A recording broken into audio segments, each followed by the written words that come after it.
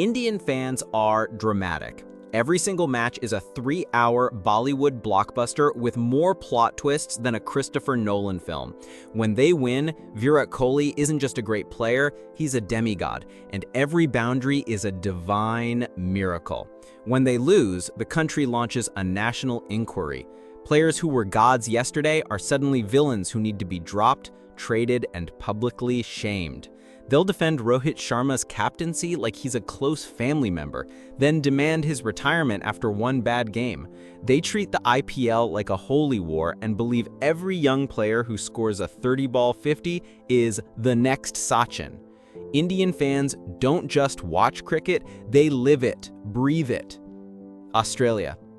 Australian fans are arrogant. They don't hope to win, they expect it. To them, cricket isn't a sport, it's a declaration of national superiority.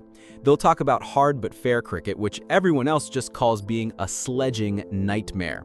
They'll bring up their 5 World Cup trophies in any argument, even if you're just discussing the weather.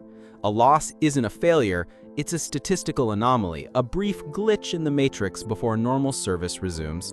They still haven't emotionally recovered from the underarm incident, not because it was wrong, but because it made them look bad. To an Aussie fan, the game isn't about participation, it's about asserting dominance, and anything less is just un-Australian. England. English fans are pretentious. They act like they invented the game, which they did, and that everyone else is just borrowing it. They'll sip warm beer in the stands while lecturing you on the spirit of cricket, right before the Barmy Army starts a chant about an opponent's grandmother. They treat Test cricket at Lord's like a religious ceremony, but then lose their minds over Bazball, the most un-English, chaotic style of cricket ever created. If they win, it's due to superior strategy and moral character. If they lose, it's because of the pitch, the weather, the ball, or a planetary misalignment.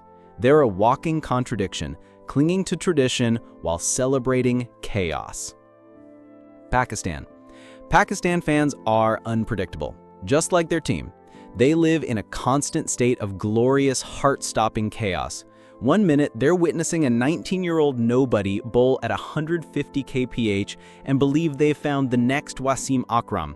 The next, they're watching their entire batting lineup collapse for 80 runs against a part-time spinner. There is no in-between. They have 2 moods.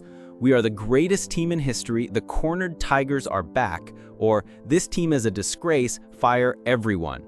They know that no matter how bad it looks, a moment of impossible genius is just around the corner, and no matter how good it looks, a soul-crushing collapse is even closer. New Zealand. New Zealand fans are humble. Annoyingly humble. They're the nice guys of cricket and everyone's second favorite team. They never get too high after a win or too low after a loss. Even when they lost the World Cup on a boundary countback, the most heartbreaking moment in sports history, their fans just kind of shrugged and said, "Ah well, that's cricket." They celebrate a Kane Williamson forward defense like it's a 6. They're so polite and reasonable that it's almost suspicious. You want them to get angry, to throw something, to show some sign of irrational rage, but they just won't. They're the golden retrievers of the cricket world, happy to be there, loyal, and impossible to truly hate. South Africa. South African fans are cursed. They've been forced into a state of permanent pessimism by decades of trauma. They've seen it all. Rain rule heartbreaks, impossible runouts, and choking in every single World Cup knockout stage imaginable. They'll watch their team dominate the group stage, looking like world beaters, all while whispering to each other, "Don't get your hopes up, we know how this ends." They have a folder of memes ready for the inevitable semi-final collapse. Supporting South Africa isn't about hope, it's a long-term psychological endurance test. They're not just fans, they're survivors. West Indies. West Indies fans are pure vibes. They're not here for the complex strategies or the 5-day grind of a test match. They're here for the party. They want towering sixes, flashy celebrations, and a DJ playing dance hall between overs. Their heroes aren't gritty grinders, they're T20 mercenaries like Andre Russell and Chris Gayle, who treat cricket bats like weapons of mass destruction. The glory days of Viv Richards and the Four Horsemen are a distant memory, but the swagger never left. For them, a win is great, but a good time is non-negotiable. Bangladesh. Bangladeshi fans are the most passionate underdogs you'll ever see. They treat every match like a World Cup final. The entire country of 170 million people stops to watch, and their passion is so intense, it's almost terrifying. They're known as home track bullies because their support turns their stadiums into inescapable fortresses of noise. And let's not forget the Nagin dance, a celebration so wonderfully cringy that it has become iconic.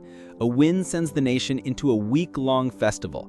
A loss feels like a personal attack on their national pride. Don't you ever mess with a Bangladeshi fan online, they will come for you. Afghanistan.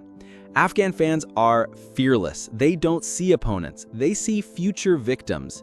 These fans genuinely believe their team of giant killers can beat anyone, anywhere, and honestly, they're often right. They worship their spin trio of Rashid, Mujib, and Noor like they're mystical wizards who can turn the ball on a sheet of glass. A win isn't just a win, it's a national statement. When they beat a top team, they don't celebrate a lucky upset, they celebrate the inevitable. To them, David beating Goliath wasn't a surprise, it was just the script. Nepal fans.